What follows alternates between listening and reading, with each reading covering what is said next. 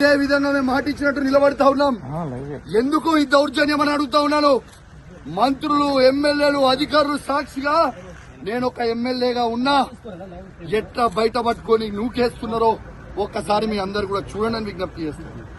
ఒక దొంగ అయినా జగిత్యాల ఎమ్మెల్యే డాక్టర్ సంజయ్ ఎట్లయితే అమ్ముడు పోయిండో సిగ్గులేనోడు అమ్ముడు పోయినోడు ఎట్లా అమ్ముడు పోయినవరా అని మేము అడిగితే మైకిచ్చుకొని నువ్వు ఏ పార్టీ అంటే కాంగ్రెస్ పార్టీ అంటూ. మరి నిజంగా నువ్వు అంత పొగనువే అయితే డాక్టర్ సంజయ్ జగిత్యాల ఎమ్మెల్యే నువ్వు రాజీనామా చేయి. అదే కాంగ్రెస్ బీఫామ్ మీద గెలిచి చూపి చాతగాని దద్దమ్మలాగా కేసీఆర్ గారు పెట్టిన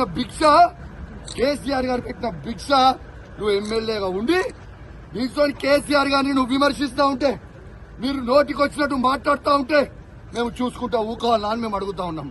ఖచ్చితంగా నిలదీస్తాం, అడుగడుగున అడ్డుకుంటాం. ఖచ్చితంగా ఇచ్చిపెట్టే ప్రసక్తే లేదు. వాళ్ళు ఖచ్చితంగా ఇవాళ రైతులకి 15,000 రూపాయలు రైతు భరోసా ఇవ్వాల్సిందే. ఇందిరమ్మ ఇల్లు ప్రతి ఒక్కరికి ఇవ్వాల్సిందే. ఇలా వాళ్ళు ఇచ్చిన 6 గ్యారెంటీలు ఇవ్వాల్సిందే. వాళ్ళు భయపెట్టించి దౌర్జన్యాలు చేస్తే భయపడే ప్రసక్తే లేదు. ఖచ్చితంగా వాళ్ళు ఇచ్చే 6 గ్యారెంటీల హామీలు ఖచ్చితంగా వాళ్ళు ఇచ్చే వరకు వాళ్ళని ప్రశ్నిస్తూనే ఉంటాం. 420 హామీలు ఇచ్చే వరకు ప్రశ్నిస్తూనే ఉంటాం.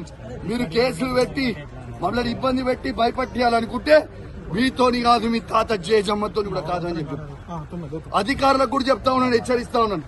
తస్మాత్ జాగ్రత్తగా ఉండుర్రి. మీరు ఇష్టం వచ్చినట్టు మీరు చేస్తా ఉన్నారు. 3 ఏళ్ల తర్వాత మళ్ళా కేసీఆర్ గారు ముఖ్యమంత్రి కాక తప్పదు. ఎవరు కూడా ఇలా ఎక్స్ట్రా చేస్తున్న అధికారులని ఎవరిని కూడా ఇచ్చిపెట్టాం, అది కూడా గుర్తుపెట్టుకోండి చెప్పి చెప్తా ఉన్నాం. ఇవాళ మేము కొట్లాడేది ప్రజల పక్షాన. ఇవాళ పోలీసు వాళ్ళని కూడా అడుగుతా ఉన్నాను, మీకు కేసీఆర్ ఏం తక్కువ చేసిండమ్మా?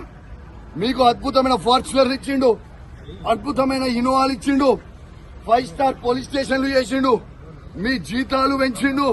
ఇవన్నీ మర్చిపోయిరా? మళ్ళా మీకోసం కూడా పోరాటం